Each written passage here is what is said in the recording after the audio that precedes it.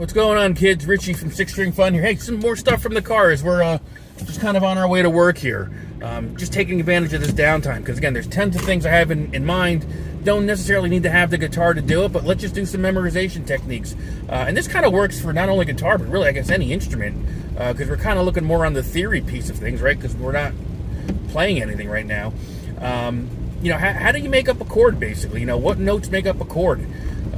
You know, if you're unfamiliar with that, there's really, you start with 3 notes, your root, your third, and your fifth. You just kind of stack those notes and you've got your chord. So if you have to kind of count on your hands like I got to do sometimes, that's how you do it. So if we're in the key of C, okay, C is our root. That's our root, that's number 1. D is the second, we don't worry about. E is the third. So C, D, E is your third, major third right there. And then G is your fifth. I believe it's G. So C, D, E, F, and G. There's your 3 notes right there. Stack those, and you've got your major C chord right there. Now, obviously, you could add to them for different types of C major chords. You know, the 7th and 9th, all that kind of stuff.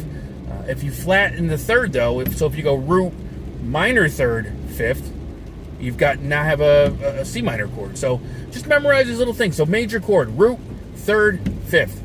Those are the notes within the scale. There's your chord. And if you play the C chord, you'll see that.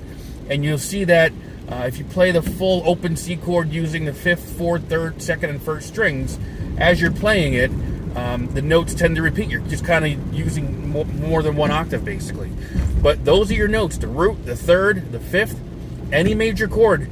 You put those notes from the scale together, you're going to have a major chord out of that major scale. All right?